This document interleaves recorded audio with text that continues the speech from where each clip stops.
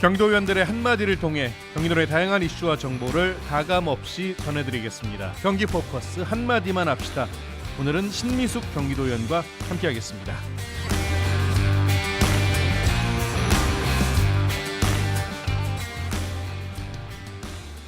한마디만 합시다. 경기도 소공인 광역지원센터 설립을 촉구합니다. 네, 경기도 도시형 소공인 광역지원센터 왜 필요한 건가요? 우선 경기가 너무 어렵죠. 네, 맞습니다. 특히 소공인들은 아주 심각한 위기에 처해 있고요. 예.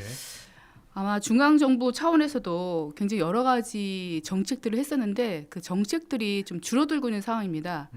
예를 들어서 이제 경기도는 2018년도부터 지역사회에 이바지하는 소상공인들, 특히 상인들을 좀 발굴하는 사업을 추진해 왔고요. 예.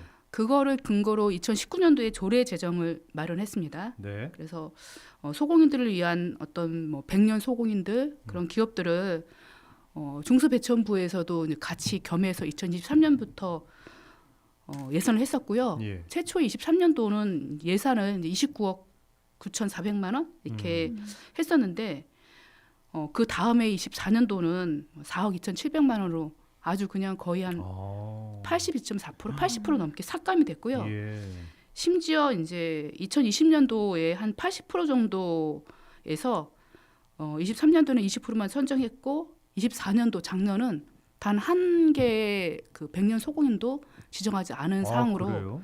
네, 아주 그냥 전례 없이 삭감을 하고 있는 차원이고 예. 그런 상황에서 경기도만이라도 적극적인 지원을 해야 되지 않을까 하는 그런 여러 가지 그 건의사항도 많이 들어왔고요. 예. 중앙정부 차원의 지원이 없더라도 경기도만을 위한 소공인들을 위한 광역지원센터 구축은 아주 이제 필수적인 상황이 된 상황입니다. 예. 예를 들어서 경기도에 전체 한 44만 정도의 소공인이 있는데 예. 그 소공인들을 총괄 어울릴 수 있는 광역지원센터 지금은 반드시 필요하다고 생각했기 때문에 오분 발언을 하게 됐습니다. 예. 경기도는 소공인 경제 중심지라고 합니다. 하지만 현재 경기도는 이 소공인 지원 체계가 분산되어 있고 일부 지역에만 한정돼 있어서 지원의 한계가 있다고 지적을 하고 계세요. 그래서 지금 말씀해 주신 대로 경기형 소공인 광역지원센터가 필요하다 이렇게 촉구하고 계신데 하나하나 좀 살펴보죠. 생소하신 분들을 위해서 소공인의 정확한 기준과 뜻부터 설명해 주시면 좋겠습니다. 우선 그러려면 약간 법이 두 개 정도가 좀 들어가 있는데요. 예. 하나는 이제 소상공인 기본법, 소상인 그러니까 상인과 공인이 같이 있는 기본법이 있고요. 예. 또 하나는 도시형 소공인 지원에 관한 특별법. 그러니까 제가 앞에 도시형 소공인을 언급한 게 이 법률의 특별법은 기본법에 우선합니다. 네, 그 두 가지 법이 있고요. 특별법에 이렇게 명시가 되어 있군요. 네, 특별법에. 그 중에 앞에 소상공인 기본법에 근로자 수를 제정이 되어 있습니다. 좀 전에 잠깐 앞에 봤으면 퀴즈에도 나가 있는데 네. 거기에 제가 드립니다. 예. 10인 미만이 들어 있고요. 도시형 소공인 지원의 특별법에 제조업에 해당되는 분야 이렇게 해당되는 두 가지 사항이 겹쳐 있어가지고 말하자면 풀이해 보면 10명 미만의 제조업을 하는 기업을 소공이라고 말합니다. 예. 예. 그러면 아까 잠깐 언급해 주셨는데 경기도의 소공인 수와 전국 소공인 가운데 몇 퍼센트 정도나 경기도에 있는 겁니까? 네. 우선 경기도 전체 인구는 사실 전국 인구보다 늘어나고 있어가지고요. 예, 그렇죠. 제가 2022년도에 도의원 됐을 때는 1,400만 경기도민 여러분 안녕하십니까 인사했는데 지금 1,416만이 됐습니다. 그런 상황이고요. 그 중에 경기도 소공인은 44만 명입니다. 좀 풀어하면 광주시 인구가 41만 명이거든요. 광주시랑 비슷한데 혹시 가족까지 이렇게 하면 그죠 그러네요. 두세 배 정도는 소공인에 연결돼서 예. 실제로 이제 경제 활동하고 있고요. 예. 그거는 경기도 내 제조업체의 88.6%를 차지하고 있는 게 소공인입니다. 그러니까 우리가 대기업, 중소기업 뭐 많이 들어봤지만 소공인들이 상당히 많은 분야를 차지하고 있어서 광역지원센터 반드시 필요하고요. 그 전국 소공인들을 한 56만 2천 개 정도 있거든요. 그 중에 17만 6,961개사, 그러니까 31%가 경기도에 위치해 있습니다. 예. 공인들 같은 경우에 경기도 소상공인 한 200만 명, 그러니까 소상공인 전체 하면 200만 명이 전는데 그 중에 소공인들은 17만 6천 개, 한 8.8%가 해당되는데 예. 제조하고 상인하고는 약간 구별을 한다는 게 이제 도시형 소공인 특별법을 만든 이유이기도 하죠. 그러니까 소상공인 기본법에는 상인하고 공인이 같이 들어있다 보니까 예. 실제 제조업체를 분리해서 기술 지원해야 되는 분야에서 조금 소외되기 때문에 특별법을 만들었습니다. 그렇군요. 네. 근데 현재 소공인 담당 기관이 여러 곳으로 분산돼 있다고 들었어요. 이 부분도 좀 짚어주시면 좋겠습니다. 네, 그러니까 제가 이제 앞에서 법률의 소상공인 기본법을 말씀드렸잖아요. 네. 그거를 기반으로 각 행정기관들이 소상공인 과를 만들었습니다. 근데 소상공인 과가 알다시피 특별법이 없던 그 전에 만들어서 주요 업무들이 훨씬 많은 200만 명이 해당되는 전통시장이라든지 상인, 골목상권, 상인에 맞춰져서 이렇게 업무가 초점이 돼 있는 상황이어가지고요. 그러다 보니까 그러면 소공인들을 위한 사업은 누가 해라고 해서 여러 부서들, 그러니까 뭐 기업지원과라든지 그런 부서에서 하는데 약간 여기서 치고 저기 치워가지고 그렇겠네요. 네, 그러니까 벤처는 어디서 하고 과들이 조금씩 하고 그다음에 또 산하 기관이 있거든요. 경기도에 예. 경제과학진흥원이라고 좀 하고요. 그다음에 뭐 경기 TP도 해서 하고. 그러니까 이게 테크노파크라고 그 제조업체를 지원하는 그 산하 기관이 있거든요. 네. 여기서도 하고 저기서도 하고 조금씩 하고. 요즘에는 이제 제가 들어와서 소상공인 과가 상인과 공인을 같이 어울리는 과에 해당되는 그 산하 기관이 경기도 시장상권진흥원이거든요. 거기서도 조금 합니다. 근데 너무 아이러니하게 소공인 팀도 없었어요. 그러니까 상인에 맞춰서 있는 팀은 많은데 소공인 팀도 없다가 이제 작년에 24년도 작년에 경기도 시장상권진흥원 내에 소공인 팀을, 그러니까 과도 아니고 산하재단 내에 소공인 팀이 이제 만들어져서 소공인들 목소리를 듣는 그런 역할을 지금 하고 있는 상황입니다. 예, 들어보니까 굉장히 많이 분산돼 있을 네. 수밖에 없는 상황이었는데 소공인들의 가장 큰 어려움 좀 짚어주신다면요. 우선 이제 그 제가 앞에서 말씀 국가도 소공인이 어렵다는 것들을 그러니까 저희들이 지금 뭐 배를 만들고 자동차를 만드는데 소공인 제조업체가 관여가 안 되는 게 없다고 저는 생각하고 있거든요. 뭐 배 하나 만드는데 큰 부속만 필요한 게 아니고 각자 흩어져서 만든 걸 그렇죠. 조립하는 상황이니까 그 상황에 기술력들이 뒷받침되지 않으면 수출하기 되게 어렵겠죠. 그래서 중소벤처부에서 전국에 특화지원센터, 복합지원센터 그런 어떤 센터들을 지원하기 시작했거든요. 그중에 예. 경기도에 공동기반시설이라고 한 11개가 있고요. 예. 특화지원센터라고 한 14개가 아니 2개가 있고요. 그다음에 복합지원센터. 그 특화지원센터 그러니까 이름이 좀 어려운데 그 소공인의 업종 코드가 한 25개가 있거든요. 그러니까 전기전자는 이런 코드. 예, 그렇겠죠. 이런 코드들이 흩어져 있는 것들을 공동으로 같이 목소리를 듣는 그런 센터를 만들어 가지고 지원할 수 있게 만들거든요. 근데 그 센터들이 목소리를 낼 수 있는 범위들이 좀 작아요. 현재로서는. 네. 그러니까 흩어져 있는 기관한테 얘기를 해도 소통되는 한 창구가 없다 보니까 한계가 있을 수밖에 그렇죠. 없겠네요. 그러니까 전기전자는 우리는 기술력이 필요한데 기술력을 지원해 주세요. 그 코드는 말씀하시고 예를 들어서 뭐 그 우리 그 뭐 제조업체 중에서 용접하는 과는 안전이 중요하잖아요. 네. 그럼 우리는 안전에 관계되는 시설 보안이 필요합니다라고 하면 그 목소리를 내는 여기서 내고 어디는 스마트 자동화 기기가 필요합니다라고 하면 근데 그게 흩어져 있다 보니까 과들이 그 목소리를 내서 연결할 수 있는 게 좀 작은 편입니다. 그런 문제들을 지금 소공인들은 어렵다고 말씀하시고요. 예. 지금 만들어진 그 공동 기반 시설들도 워낙 한정된 공간에서만 하기 때문에 만약에 하성 같은 경우는 전기전자 코드를 갖고 있는 특화 지원센터가 있거든요. 근데 수원에는 없어요. 그러면 수원에 있는 분들도 거기 있는 기계를 좀 이용할 수 있으면 좋잖아요. 예. 근데 수원에 있는 분들은 몰라요. 그러니까 그것들을 좀 알릴 수 있는 그런 전반적인 그런 뭐 플랫폼 그다음에 뭐 그걸 알릴 수 있는 그 사람들 그런 것들이 어쨌든 부족- 컨트롤 타워가 필요하다는 그럼, 네. 계속 강조하고 계신 것 같아요. 네. 수현 씨 관련해서 경기도 소공인의 이야기를 들어보셨다고요? 네, 소공인의 어려움과 경기도 도시형 소공인 지원센터 이 설립에 대한 의견을 조금제 사단법인 화성시 도시형 소공인 협의회 사무총장에게 들어봤습니다. 경기도는 국내 제조업의 중심지 중 하나로 수많은 소공인들이 활동하고 있는데 현재 많은 어려움이 있는 것도 사실입니다. 기술 경쟁력 부족 및 노후화, 판로 개척의 어려움, 자금 조달의 어려움, 인력 부족 및 세대 교체의 문제, 경영 및 행정 지원 부족 등 산적해 있는 현안들이 수두룩합니다. 따라서 소공인들의 컨트롤 타워 설치로 스마트 제조 및 기술 지원, 판로 및 마케팅 지원, 금융 정책 지원 등 후계자 양성 등 지원을 통하여 소공인들이 지속적으로 성장할 수 있는 생태계를 만들어야 합니다. 소공인의 경쟁력이 지역 경제와 국가 경제의 경쟁력이 되는 사실을 인지하여 빠른 컨트롤 설치가 이루어져야 합니다.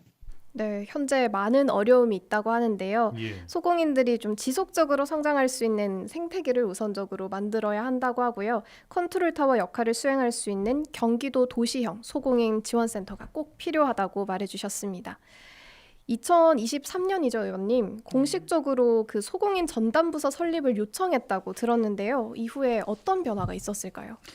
우선 제가 22년 들어와서 조례를 2021년도에 만든 조례를 19년도에 만든 조례를 보니까 종합계획을 3년에 한 번씩 수행하게 돼 있거든요. 예. 종합계획을 아예 안 하고 있더라고요. 아. 19년도에 만든 조례가 22년도 제가 들어와서 보니까 종합계획을 안 만들고 있어. 그러니까 너무 이상하잖아요. 그래서 우선은 소공인 육성 정책 추진을 하기 위해서는 종합계획을 수립해야 된다. 우리가 그래야지만 순차적으로 하는데 그래서 23년 12월에 3년간의 경기도 도시형 소공인을 위한 종합계획 로드맵을 담은 경기도 도시형 소공인 지원 종합계획을 발표하였고요. 예. 지원 종합계획의 주요 내용을 살펴보면 소공인 지원 전문성 강화 및 제조 역량 강화, 판로 개척 지원, 소공인 사회적 인식 제고 등이 지금 거기 들어 있고요. 좀 전에도 말씀하셨듯이 소공인이 몇 명인지도 사실 잘 모르는 것들이 되게 많잖아요.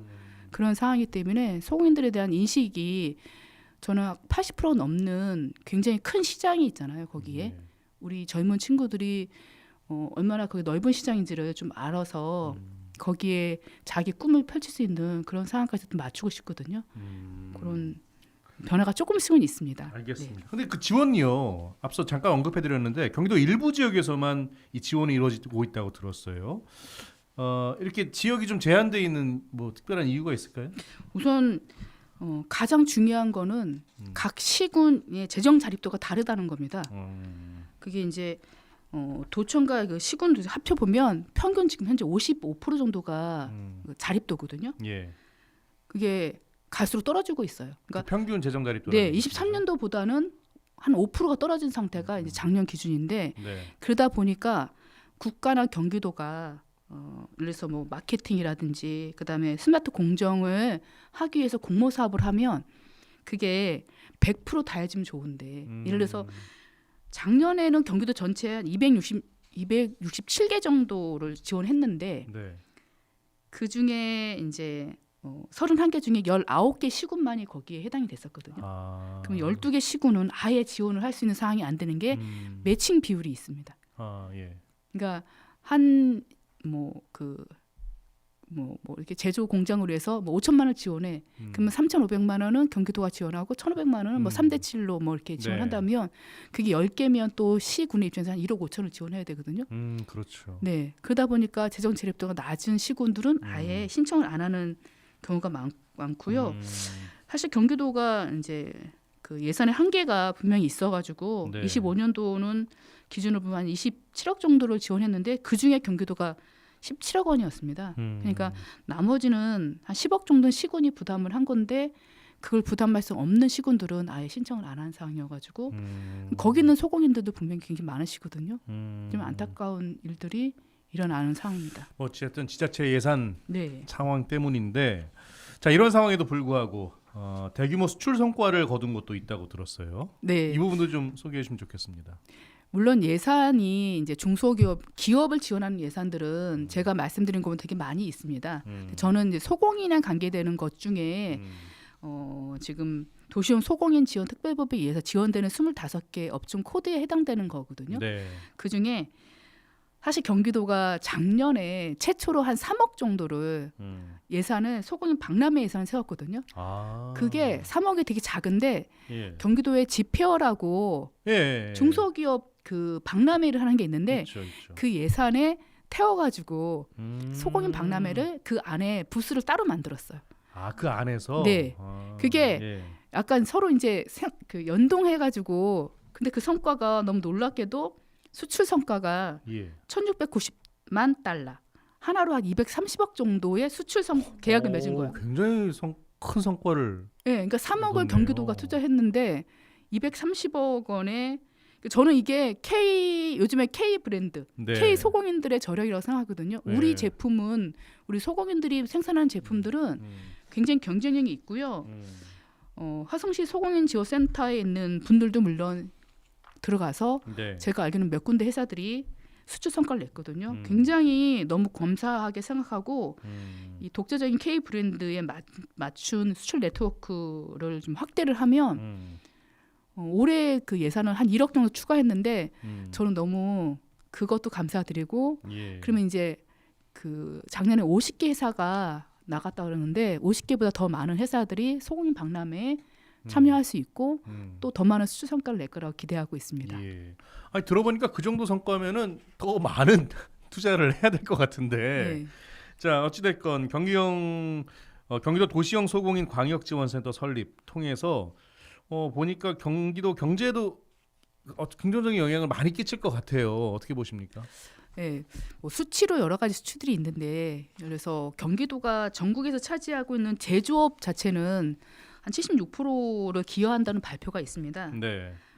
또 수출 또한 뭐 계속 향상되고 있는데 요즘에 뭐 전 세계가 관세 전쟁도 되게 심하잖아요. 그렇죠. 그런 상황이기 때문에 경기도에 지원하는 금액들이 작지만 이런 관세를 피해갈 수 있는 길도 되게 많거든요. 그러니까 저희가 대기업 브랜드에 대한 부분이 있고요. 그다음에 중소기업 소공인에 대한 지원책들이 있기 때문에 저희는 요 틈새 시장을 저는 이제 해야 된다고 생각하는 중에 하나고요. 예. 뭐 당연히 이제 요즘에 또 하나 두 번째는 전통적인 제조업체가 있고요. 네. 요즘에 AI라든지 뭐 스마트라든지 또한 요즘에 안전에 관계되는 것들도 굉장히 강화되고 있어가지고 그렇죠. 주 52시간 뭐 여러 가지 근무 시간들 그다음에 뭐 R&D 투자 이런 것들을 통해서 저희 소공인들의 경쟁력을 좀 끌어올리면 안정적으로 고부가가치 사업들을 같이 연동할 수 있을 거라고 해서 아주 긍정적인 영향을 미칠 거라고 생각합니다. 예, 알겠습니다. 소연 씨, 또 다른 소공인의 이야기 들어보셨다고요? 네, 경기도 도시형 소공인 광역지원센터 설립에 관한 의견을 김영흥 경기도 도시형 소공인 연합회 회장에게 들어봤습니다. 경기도에는 약 44만 명의 소공인이 있으며 이는 전국의 약 30%에 해당합니다. 경기도의 위치가 중요한 만큼 광역센터의 필요성이 대두되고 있습니다. 그러나 행정관청에서는 관리 효율성을 이유로 공공기관의 운영을 맡기려는 경향은 있지만 공공기관은 전문성이 부족한 경우가 많습니다. 따라서 소공인에 대한 이해도가 높은 협단체가 운영을 맡기는 것이 바람직합니다. 중소벤처기업부의 특가지원센터 사업에서도 경기도의 하성협의회는 최근 3년간 가장 높은 운영 성과를 기록했습니다. 실질적이고 현장에 있는 정책 성과를 원한다면 협회가 운영을 맡기는 것이 필요합니다. 네, 공공기관보다 더 전문성이 있는 소공인 협의단체 운영을 맡겨서 경기도 도시형 소공인 광역지원센터를 설립하는 것이 중요하다고 말해주셨습니다. 이미 광역형 소공인 특화지원센터를 운영 중인 곳이 몇 군데 지역이 있다고 들었는데요. 어느 지역이고 구체적으로 어떤 지원을 하고 있는지 궁금합니다. 제가 알기로는 전국에 3군데가 있거든요. 예. 서울특별시 하나 있고요. 그다음에 울산광역시하고 전라북도의 광역형 소공인 특화 지원센터를 운영 중에 있고요. 세 군데가 약간씩 제가 좀 전에 25개 업종 코드가 있다 보니까 네. 그거에 맞춰서 그 광역에 맞는 주요 업종들을 지금 지원하는데 서울 같은 경우는 의류라든지 주얼리, 수제 업종 중에 좀 더 아마 이제 제조업체 중에서 서울이란 특성이 워낙 밀집돼 있다 보니까 그런 걸 특성을 감안해서 주요 업종을 선택했고요. 주요 사업들은 도시형 소공인 사회보험 지원 사업 같은 게 있고요. 예. 그다음에 공장의 디지털화 지원 사업들도 하고요. 그다음에 소공인 지원 기술 경진대회라든지 아니면 팝업 공간들을 대여하는 사업들도 좀 하고 있습니다. 예, 알겠습니다. 네. 서울시 이야기 해주셨는데요. 시간 관계상 우리 소공인 지원 활성화를 위해서 앞으로의 계획 그리고 청취자 도민들에게 전하고 싶은 이야기 정리해 주시면 좋겠습니다. 우선 지속적인 관심이 좀 필요합니다. 네. 이게 제조업체의 근간인 소공인들이 무너지면 저는 대한민국의 전체적인 수출 전선에도 빨간불이 켜질 거라고 생각하고요. 예. 얼마 전에 제가 이제 며칠 전에 서울에서 도시형 소공인 특별법 제가 말씀드린 것이 2013년도 예. 한 12년 전에 했거든요. 예. 그거를 개정하는 법률을 했습니다. 그거에 맞춰서 디지털화된 그런 전문적인 그런 AI에 기반된 도시형 소공인에 대한 목소리를 내는 거에 좀 귀담아 들었으면 좋겠다는 생각을 많이 하고 있습니다. 예, 알겠습니다. 오늘 두 분 말씀 여기까지 듣죠. 고맙습니다. 감사합니다. 고맙습니다. 네, 지금까지 신미숙 경기도의원 그리고 황소연 취재 MC와 함께했습니다.